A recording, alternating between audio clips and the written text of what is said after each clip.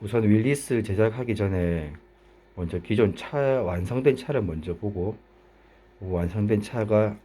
어떤 세팅으로 될지 아니면 조립 과정에서 어떤 부분을 주의해야 될지 그걸 먼저 설명을 드리고 시작하도록 하겠습니다.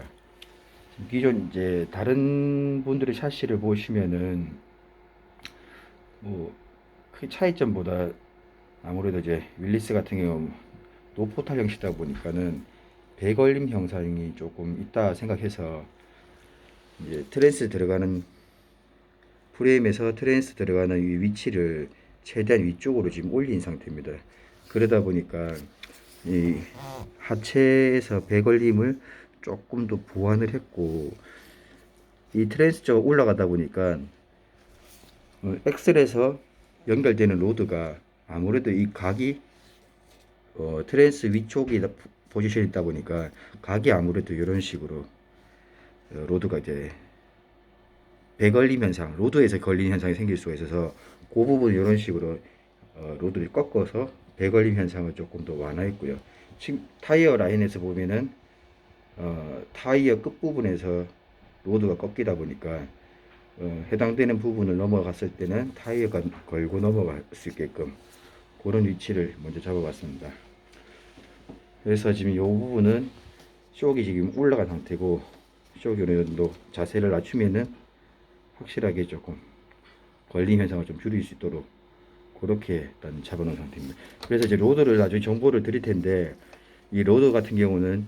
일자로 만드실 분들은 아무래도 이 부분에 배걸림 현상 같은 현상이 있다는 거 그거 유념하시고 이거 조금이나마 안 걸리게 했다면은 지금 저같이 세팅을 해서 배걸림을 조금 줄이는 게 좋다고 봐집니다. 뭐 전체적으로 휠 트러블은 이 정도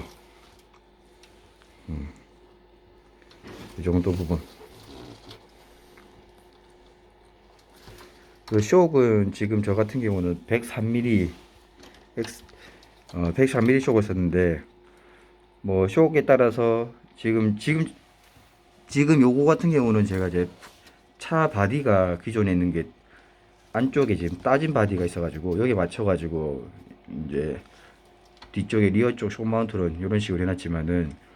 기존에 지금 이번에 새로 딴 프레임은 바깥쪽으로 바디를 따지 않아도 되게끔 그런 식으로 작업을 일단 먼저 해놨습니다. 그래서 바깥쪽에 쇼크를 위치하다 보니까 쇼크가 아무래도 엑셀 쪽에서 약간 아웃사이드 쪽으로 나오게 되고 그에 따라서 스페이스는 조금 필요할 것 같고서 스페이스까지도 길이를 계산해서 같이 공급할 수 있도록 그렇게 일단 맞춰놨고요. 혹시나 아마 휠벨이 좀 길게 늘리실 분들을 위해서 이 쇼마운트 같은 경우는 휠벨 늘리려면은 이 쇼마운트가 많이 튀어나온 상태에서 빼다 보니까 좀 불편하실 수 있는 그걸 완화해서 보완해서 쇼마운트를 그 일자로 된 표면으로 된 자재로 일단 준비돼서 혹시나마 휠벨 뒤 휠벨을 좀 늘렸을 때쇼 위치를 약간 대각으로 맞췄을 때 로드 길이라든지 이런 부분을 계산해도 휠벨을 한 370까지 연장되지 않을까 이렇게 봐집니다. 일단 기자재는 전체적으로 이 서보 자체가 마운트가 있어야 되다 보니까 기존에는 서버를 잡아주는 마운트가 뭐 서버를 위해서만 마운트가 존재했다면은 지금 요 샤시 같은 경우는 이제 기자재를 하단 배치할 수 있게끔 하부 판 자체를 전체를 다 서브 마운트 포함 어떤 변속기 뭐 기타 나름 기자재 배치를 좀 정리할 수 있게끔 그렇게 구성을 해봤고요. 그리고 하단부에서 봤을 때 엔진룸 안이 좀 보이지 않게끔 조금이나마 사실감 있는 정도 차를 좀 구현해 보려고 노력을 했고요. 그리고 저 같은 경우는 이제 멀펑을 좀 작은 걸 썼는데 알리 멀펑을 써봤습니다. 그래서 소리는 기존에 쓰시는 어떤 사운드하고는 조금 차이는 있겠지만은 이 엔진룸 안에 다 배치해 보기 위해서 이런 구성을 해봤고요. 그리고 이제 수신기는 별도의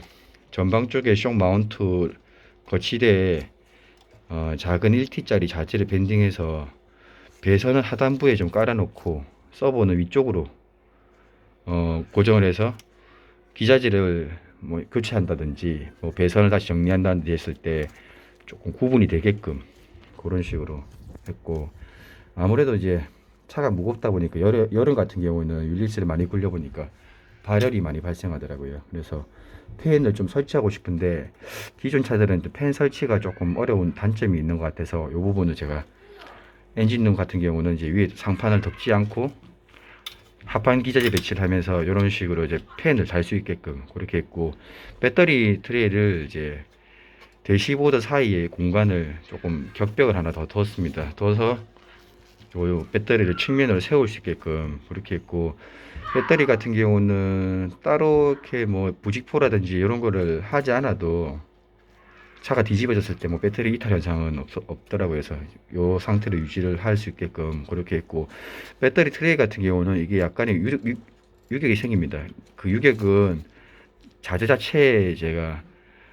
고정 부위를 그렇게 만들어 놨는데, 그건 나중에 자재를 실질적으로 조립하면서 한번 설명을 더 드리도록 하겠습니다. 대략적으로 참 세팅할 때 제일 중요한 점이 이제 파나드바인데, 파나드바를 보통 이제 설치하기 전에 어떤 링크의 역할로만 생각하시는 분들이 많아가지고 파나드바 세팅에서 조금 미흡함이 생기지 않을까라는 생각이 좀 들더라고요. 이게 뭐냐면, 파나드바랑 실질적으로 파나드바의 어떤 움직임 자체가 원을 그렸을 때 원 반경에 움직이는 어떤 움직임에 계산을 해야 되는데,